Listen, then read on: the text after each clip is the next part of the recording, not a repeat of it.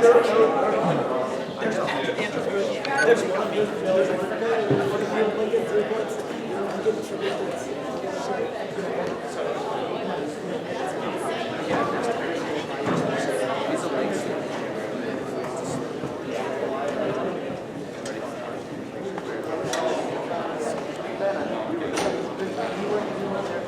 we have millions of users.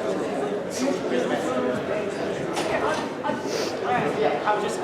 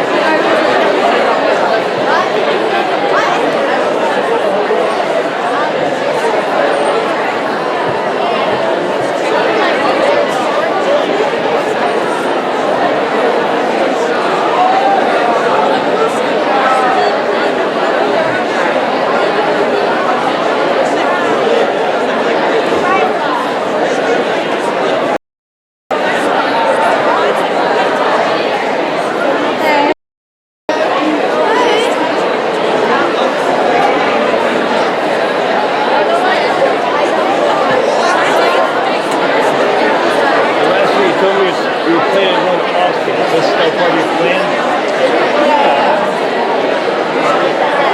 No, here, come on. What a neat place. Never been? Ah, do you like music? I do. Place to go? In Nashville, a little more broader kind of music they have in Austin. Wow.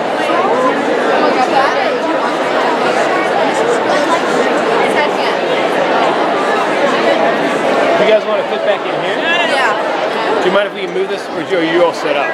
We're sort of live streaming right now. You're live streaming right now. Your face is right now being shown now.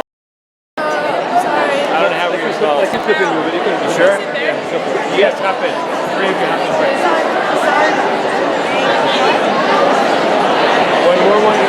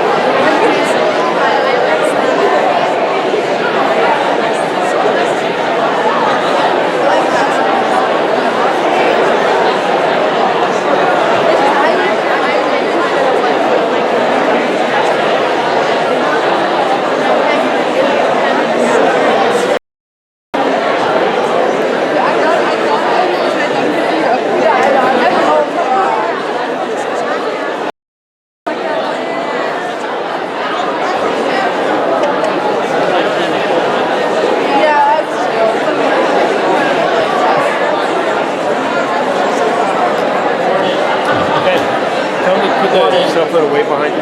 Cell phone away. Cell phone away back there. Please welcome Cheyenne Bynum, the President of the Student Council of the State, who will lead us in the pledge. Cheyenne.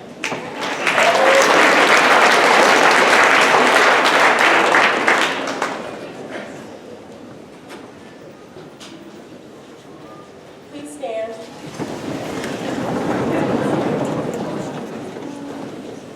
I pledge allegiance to the flag of the United States of America and to the republic for which it stands, one nation, under God, indivisible, with liberty and justice for all.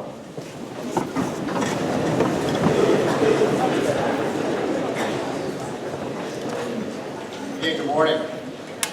Welcome to the 2015 Distinguished Alumni Induction Ceremony. The Rolland Teel Distinguished Alumni Award was created by the Severn School Alumni Association to distinguish those Severn graduates who make a significant and meaningful contribution to society.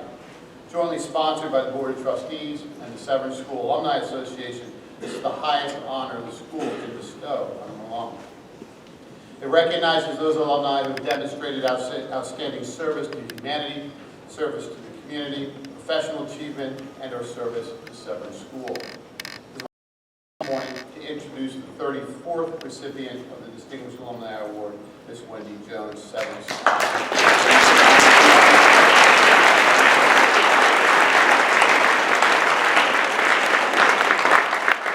She actually can't see that, so she's not able to.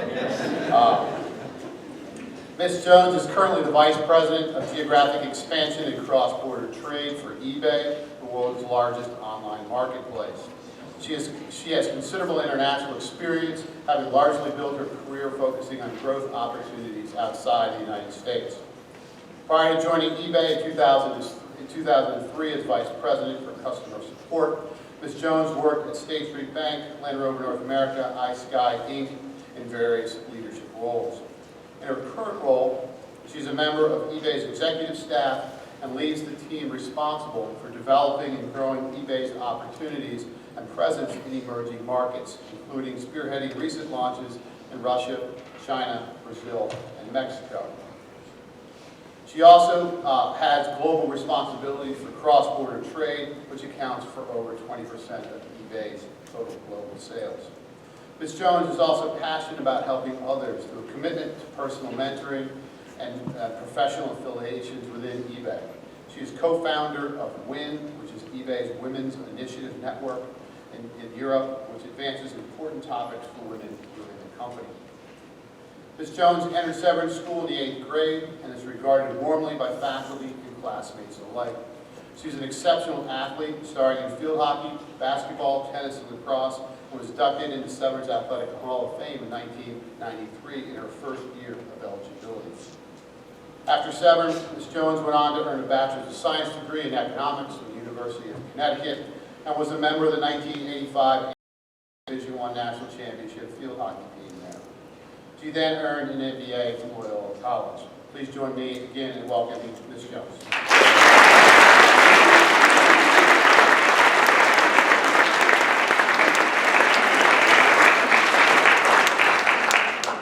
It's my honor to present this bowl to Ms. Jones as the 2015 English one.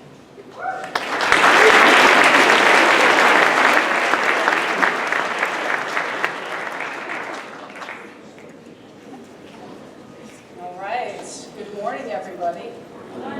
It is absolutely fantastic to be here. I was reflecting last night. I think it's been about 25 years since I've been back on campus, so a very long time. I had an opportunity this morning to take a tour, and I tell you, you guys go to a school that looks very different than the one I went to. So I'm not only very impressed, I'm a little bit jealous. I got to tell you. But it's been great to be back here. We had a fabulous dinner last night where I got to catch up with so many classmates and even some former teachers, and had a really fun opportunity this morning to meet some of my classmates' children who are now students here and in the audience. So that's been brilliant. My plan today is actually pretty simple. I just thought I'd tell you a little bit about me and a little bit about my journey. And I thought I'd start with a very quick story about how I actually ended up at Severn. Doug told this story last night. I was 12 years old, and I was in the 7th grade, and I just completed 7th grade at Severn Park Junior High School. And I was at a summer picnic with my family and met a number of children that were currently attending Severn. I was intrigued enough by their stories that I decided I wanted to learn more, and so I hopped on my bike. Nobody knew where I was going, and I headed over to Severn. Took myself on a little bit of a self-guided tour, and I ended up in the school secretary's office in the original Teel Hall. A couple people have told me that the Teel Hall was on this side of the road. We know differently, don't we, guys? The original Teel Hall, and I was sitting there talking to Ann Hewitt, who was the school secretary at the time. And then I ended up leaving with an application, which I presented to my parents that evening, telling them I was going to Severn in the 8th grade. So I've heard my father tell that story, my goodness, so many times, and my husband loves teasing me about, that precocious young girl, and says that not a whole lot has changed since. But fortunately for me, they were supportive of my big idea, and I ended up spending 5 incredible years here. Now, anybody that remembers me will probably remember me for my athletic accomplishments. As Doug said, I earned a number of RC letters in a number of different sports, and that was really what I was passionate about when I was younger. And for me, it never really mattered what sport I was playing. It was just the ability to be out there playing and competing and testing myself was really where I found my energy. If, in fact, most of my teachers that I had back then were told that I'd be receiving this award, they would probably be a little bit surprised. I was a good student. I did my work. I took my schooling seriously. But as I said, athletics for me were always more important to me back then. And as you can imagine, as that approach just worked fine for me, it didn't really work out all the time for my parents and my teachers here. One of the attendees at the dinner last night was Cindy Petty, and Cindy was a 77 graduate of Severn, and she's also in the Athletic Hall of Fame. And she was one of my first coaches here. So it was I'm losing my voice a little bit today. It was the fall of my junior year. Cindy had just started teaching and coaching here, and I just started playing field hockey. And so she was also my history teacher. she gave us an assignment, and the assignment was one of those, write 1,000 words on a subject, and mine just happened to be the Lewis and Clark expedition. So I finished the assignment, I turned it in. There's one small problem. I got to the word commitment, if you will, long before I had finished covering the expedition. And I ended my paper with something absolutely ridiculous like, and then they turned around and came home. And so a few days later, I found myself in Cindy's office, and she very politely explained to me that if I had any intention of playing field hockey for her or any other sport here at Severn, I better start applying myself more in class. And unfortunately, I could probably tell you a few more stories like that, but I won't do that, embarrass myself any more than I already have. The point of that really is that for me, what was so great about Severn is Severn for me always supported my athletic ambitions, but never gave me a pass on my academic obligations. And because of that, it's really helped shape who I am today as a person. So we'll get through the no more embarrassing stories here. As Doug said, I ended up at the University of Connecticut, and my plan was to go there to play basketball.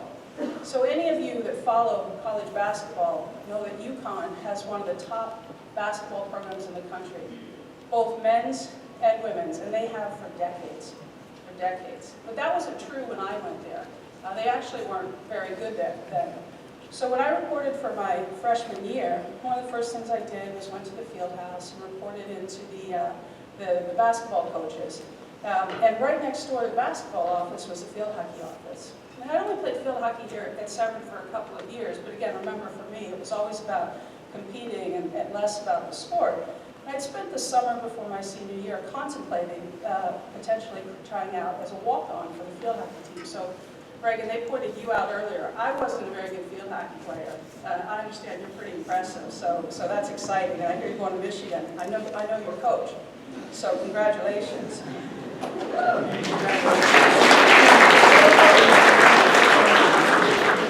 So anyway, the field hockey office was right next door. They had a sign out on their window that said tryouts for walk-ons started the next day. And I made my mind up to be there, and the rest is history. As Doug said, I ended up playing field hockey there for 4 years rather than basketball. We went to 2 Final Eights, 2 Final Fours, and won 1 national championship, which is a pretty amazing ride to have been a part of. But I assure you, for me, it was not an easy one. As I said, I wasn't actually a very good field hockey player. I only played here for a couple of years, and when you go to a program like that, that's as good and is as competitive as UConn was at the time. They were certainly the top college program at the time. They just won a national championship. Now, I was matched up with people that had just the skills way beyond mine. But I was committed and focused on making that team, and with a lot of hard work, after a couple of years, was able to earn a starting spot. And I tell you that story simply because athletics, for me, I learned so much and been able to apply so many of the skills and what have you in my life today that I learned back then. I didn't really know that at the time, but that's certainly true now. And I think the way it really came full circle for me is a couple of years ago, I was fortunate enough to be attending Fortune magazine's Most Powerful Women in Business Summit in London. And Billie Jean King was one of the speakers there. And so for those of you that might not know that name, she's one of the top female tennis players in the world of all time, and has become a pretty prominent advocate for women's rights since then. And Billie Jean said, she was asked, it was a Q&A, and she was asked a question about how her commitment to tennis had shaped her as a person and how she applied that to later life. And she said something that really resonated with me. She said, sports teaches you to bring all of yourself to something every day. And that for me really crystallized how my background and my time here at Severn and my time here at UConn had helped shape me and the professional into what I am today professionally. So I learned a lot of things through sports. I learned about focus, I learned about commitment, I learned about dealing with adversity, about teamwork, all of those things. I learned about how to take risks, and I learned a lot about how to pick myself back up again and get on with it. Now, the interesting thing for me, I talked to you a little bit about how I approached school and how I was certainly more committed to my athletic side of schooling versus academic. And so when I left school, I thought my formal learning was over. And today, I know that couldn't be further from the truth.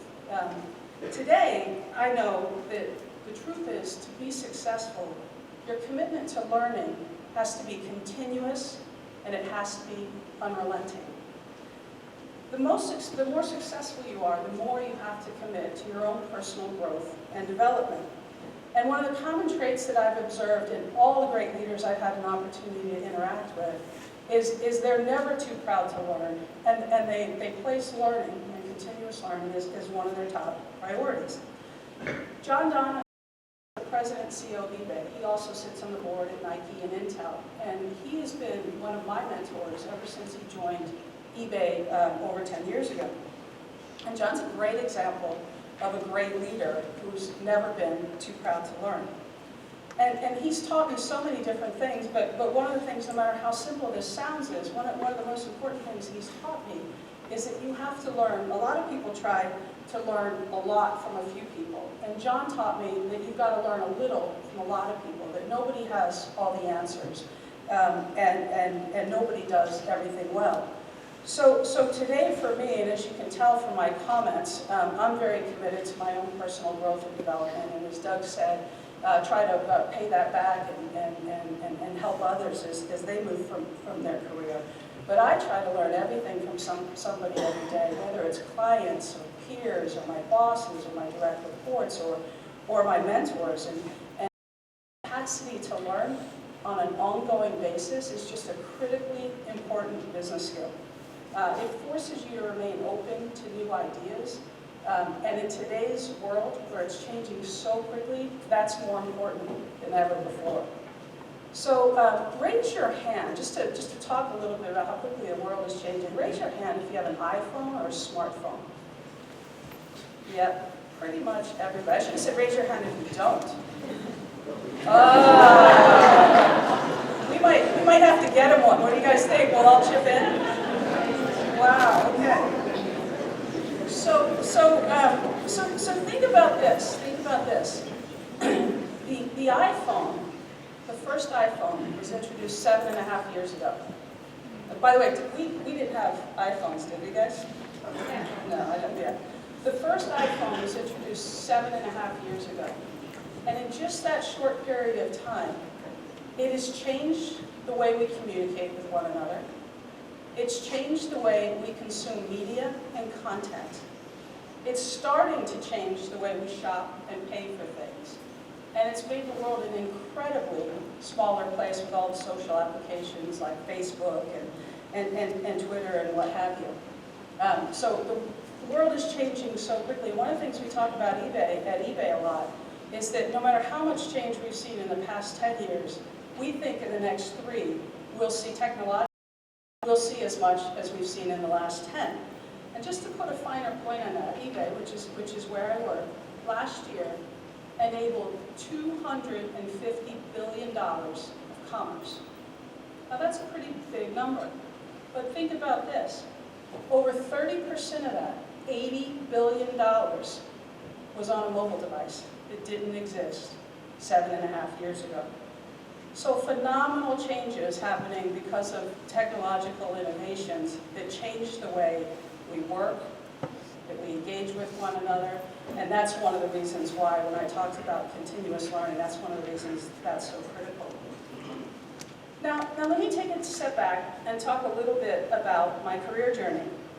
As Doug said, out of college, I joined State Street Bank in Boston. I was there for about 1.5 years, came back to Maryland, got my MBA. Upon completion of my MBA, I joined a small company here in Maryland called iSky. Now, just to remind you what a small world it is, I was at Molly Green's wedding, sitting next to Mark and Holly Carroll, and Holly was working at iSky, and I was looking for a job, and Holly said, I work at iSky, they're hiring, you should come over and have a look. I did, and I spent 12 years there. So you should be really nice to the people sitting on either side of you. They may be responsible for one of your jobs. I ended up staying there for 12 years, which was really, I just keep shaking hands and patting one another on the back. That's brilliant, brilliant. I ended up staying there for 12 years, and that was certainly not the plan. But I had great opportunities while I was there. And one of the biggest ones was we were actually looking at acquiring a company in England, and I went over to do the due diligence and handle the acquisition. And I ended up staying there for 4 years, running the company. And that was an amazing time for me. So I was 33 years old. I was living in England, and I was running a company. Now, I would never have given that person responsibility for running a company, but I was lucky enough that the guy I worked for at the time did, and it was just an incredible opportunity for me. So I decided that ultimately, after about 4.5 years over there, that it was time to get back to the U.S., and I wanted to take a little bit of time off and reconnect with friends and family. I didn't know what I would do after that, but I knew there were two things that really mattered to me as I thought about that. One, I sort of caught the international bug, and I knew that whatever I did, I wanted to stay involved in something that had an international component to it. And two, I really knew that it was time to go test myself on a bigger stage, that I wanted to go be a part of a bigger company. And so again, I took a little bit of time off, not knowing what was next. And so one night, during that break, I was actually on eBay. I was a customer of eBay's long before I was an employee. And I was buying a golf club. And very quickly, I stumbled upon a job posting on the site for Vice President of Customer Support. So I actually ended up getting that job. I'll tell you a little bit of story about that, but everybody likes to tease me about I found my job on eBay, and I guess I did. So I saw the job posting. The next couple of days, I put together a resume, and I sent it off. Within about a week, I was out in California interviewing with the team. And towards the tail end of the interviewing process, I found myself sitting across the conference room table from Meg Whitman. Meg Whitman was the CEO of eBay at the time, and also at the time probably arguably the most powerful woman in business.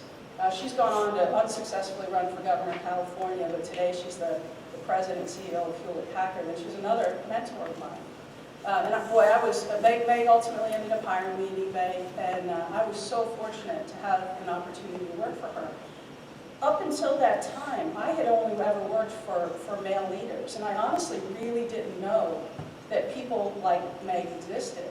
And because of my time with her, I really think about my own career growth and opportunities very, very differently than I had before. So again, this is one of the reasons my own opportunity to work with somebody like that, the impression she had on me, was one of the reasons that I went and started what we call eWin and eBay to help other younger women coming up the ranks. I was very fortunate. So anyway, I joined eBay, and I've been there for 11.5 years.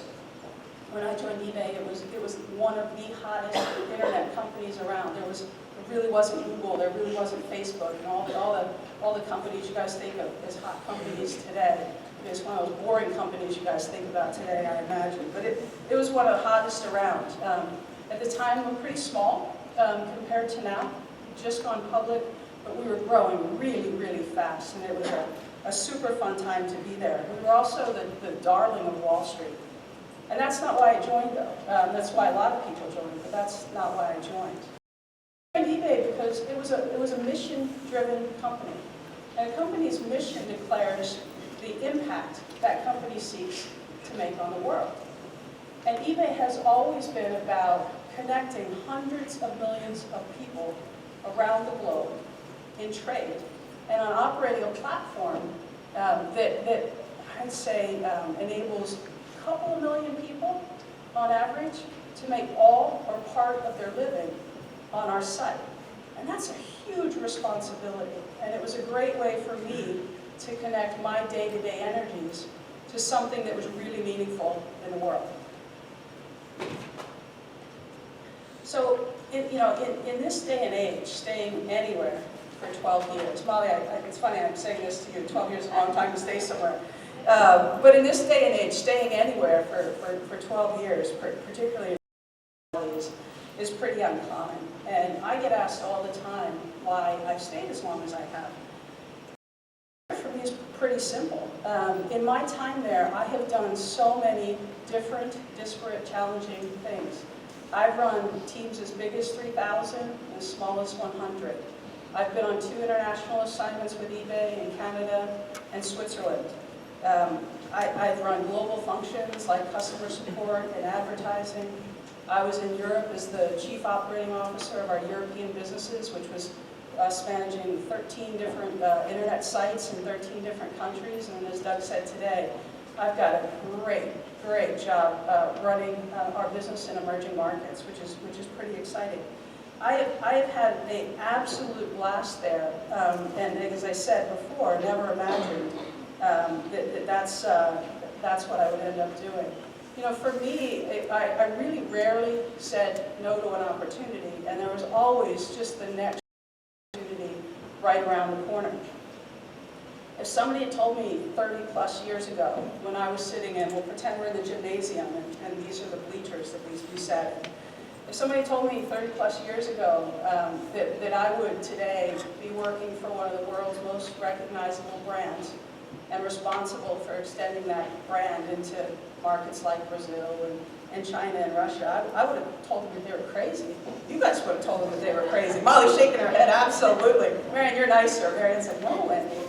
I wouldn't have said that. But I am, and it's been a remarkable ride, and certainly one of the most challenging and rewarding career opportunities I've had. Now, I don't tell you all that to brag.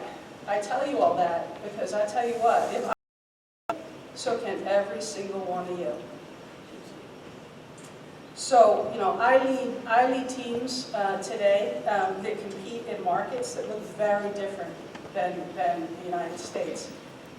In the markets that my teams operate in, think about this. Most customers in the markets that we're responsible for don't have a computer, only access the internet through one of those phones we talked about earlier. Most of them don't have a credit card or a debit card. They still pay cash for everything they buy online and offline. Most of those countries don't have infrastructures like we do, so you don't have reliable shipping and different things like that. Running an internet business in those countries, running internet businesses in those countries is very different than running internet businesses in the U.S. And so that's pretty exciting and pretty challenging all at the same time. I spend an enormous amount of time lobbying government officials in those countries. And they're countries like most people wouldn't even travel to in their lifetime. Like I pinch myself because of the opportunity I've been given. And unfortunately, part of the downside of doing that is I spend a lot of time monitoring geopolitical situations in countries, particularly now Russia, because I've got a team on the ground and trying to evaluate what we do or don't do with our business there. So anyway, for me, my career journey has been a fairly unorthodox one. I absolutely wouldn't change a thing. You guys might know the name Sheryl Sandberg. Sheryl Sandberg is the Chief Operating Officer of Facebook. She's the author of the best-selling novel, Lean In. I've met Sheryl several times and have a number of friends that work directly for her. She's a really inspiring lady.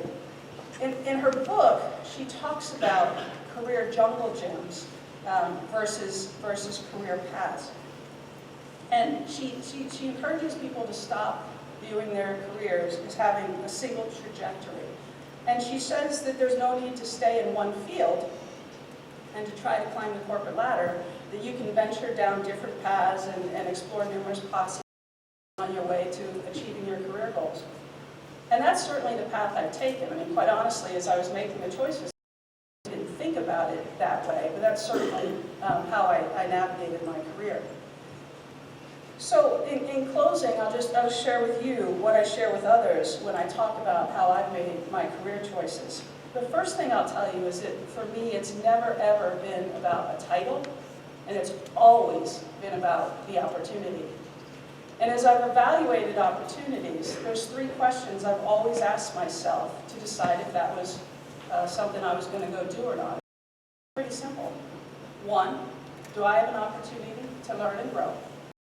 2, is this something that really matters to this company? And 3, do I think I can make a difference?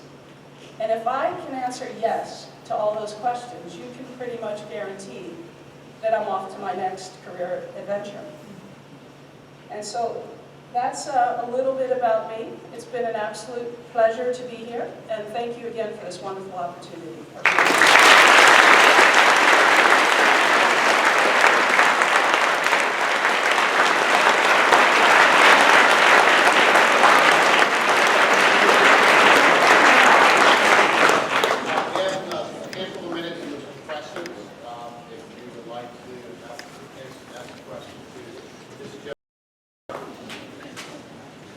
What's your favorite country to work in? My favorite country to work in, it's got to be Russia. Just because it's just this such a. That's a bit surprising. It's got to be Russia. I mean, it's a fascinating market. I mean, it was fraught with challenges 2 or 3 years ago when we started building our business there, and certainly that's changed or been exacerbated over the last year and a half. But it's incredible just because it is so different. I mean, as I shared with you the story about no credit cards and debit cards, and you think about this in Russia. Credit cards didn't exist until 2007. Our head of PR in Russia came from Visa, and when I interviewed her, I asked her, why do you want to make a move from Visa to eBay, which is going to be really small in Russia, we're just getting started? And she said, no. Visa was a startup in Russia. I mean, think about that. So it's a fascinating market. We hope we get to stay there and slug it out with everybody else. We'll see. Due to your involvement in internet commerce, what are your views on the rise of Bitcoin and other cryptocurrencies? Yeah, so that's a great question. Particularly, oh, sorry. So the question about what do I think or we think about Bitcoin and some of the other alternative ways to pay. You can today on PayPal. PayPal's an eBay company, and PayPal accepts Bitcoin today. So very early days. Our CEO's been very outspoken about how he thinks that's, and our board as well, about how that's really going to shape the way people pay online. And in our markets, again, given some of the payment challenges that I described before, we take it very seriously. I mean, I think like anything, it's got to get to critical mass, and it's not there yet. It's still a little novelty when you think about the size and scale of eBay, but it's coming. No doubt about it.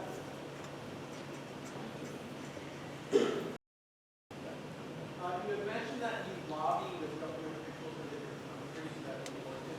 What's the most powerful government official that you ever lobbied? Yeah. That's a great question. So for those of you who didn't hear, it was what's the most powerful government official that you've ever lobbied?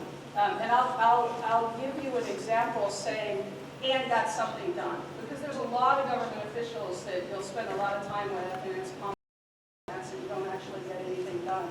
I think one of the things I'm most proud of in terms of the government relations work that we've done, think about how crazy this is. We got the head of the China Post, China's National Postal Service, to sit down with the head of the Russian Postal Service and build a new product specifically for eBay, but now everybody can benefit from it, called ePacket, to get packages from China to Russia in 5 days, tracked for $4, for the equivalent of $4 US. So that was a great example of talking to those guys, very senior officials. Both of them are run by the governments, by the way, not like here in the U.S. To sit down and actually make change happen. And I'll just put another little bit to that story. The head of the Russian Post is one layer removed from Putin. And my first meeting with him, I went into his office, and his office was about as big as this conference room. And there's a picture of Putin on the wall, probably about as big as this. It was a little daunting to say the least.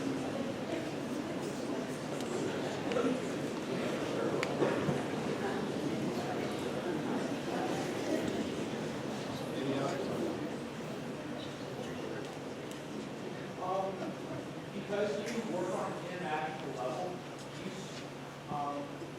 you have a family? I do.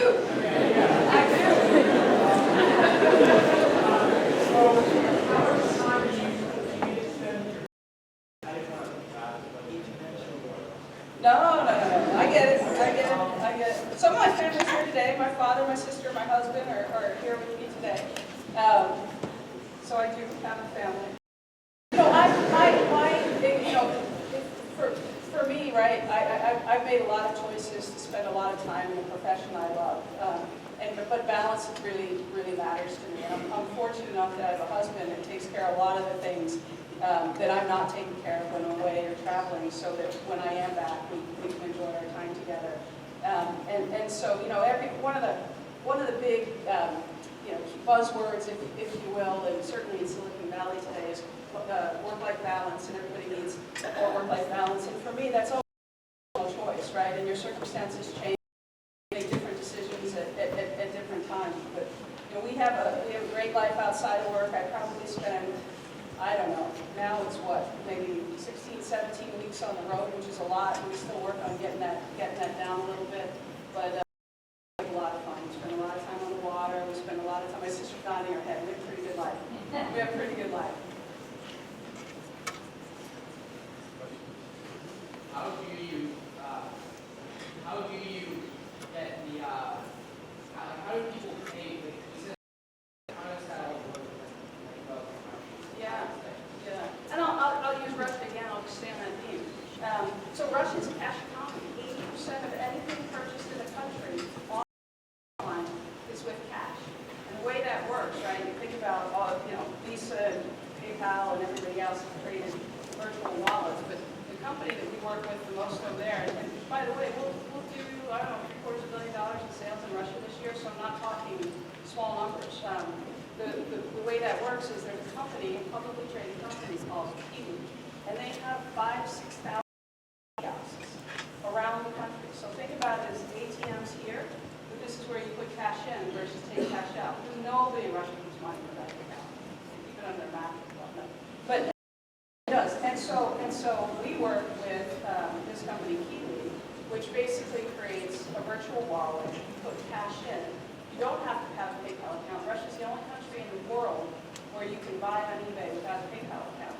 And the beauty of the systems that we built there is when you're largely buying goods in Russia from sellers in the U.S. or the United Kingdom or Germany, which is where the big space of our inventory comes from, those sellers aren't going to accept Kiwi as a payment method. They don't even know what it is, and they're certainly not going to trust it. And so what we try to do is be super relevant on the buyer side, right, on the customer side in the buying market, but then also super relevant to the sellers in the markets that they sit in. So basically what we've built is an integration between Kiwi and PayPal, and it shows up as PayPal to our sellers, and it shows up as Kiwi to our buyers, and it works pretty well. We've done that in several other markets as well. We just did it in Brazil. We're about to do it in China. But it's a huge challenge. It really is. And it's not one of those things that you can fix quickly, so we're moving a little bit slower than we'd like. What is your average birthday? Yeah. My alarm usually goes off about 5:30, but I probably woke up by about 4 or 5. Take the dog out, right? So that's part of my family. Take the dog out. I'm normally in the office by at least 7 o'clock, and one of the reasons for that is, at least half of my team sits in Europe. So time zones, I'm normally on the phone with those guys first thing in the morning. I like to have a couple of hours of just quiet time for me, get through my email, prepare for the day, and what have you. But I spend an enormous amount of time in meetings, and the role I play in those meetings is very much coaching versus doing or telling, and that's certainly changed over the years. I mean, I have very senior people on my teams that are, off running their own teams, and so it's a very different dynamic. But again, shift how I work as a result. We spend a lot more time in meetings than I would like to. I always try to spend at least an hour every day using our products. So you can imagine we have a bunch of different mobile applications. Obviously, we have our core site. I run, I think we have 7 or 8 different specific language sites in the countries I'm responsible for. I like to spend a lot of time using the product. We call it eating your own dog food. Just to stay up on what's happening. And the other thing I tend to do is, as you can imagine, read a lot of international class.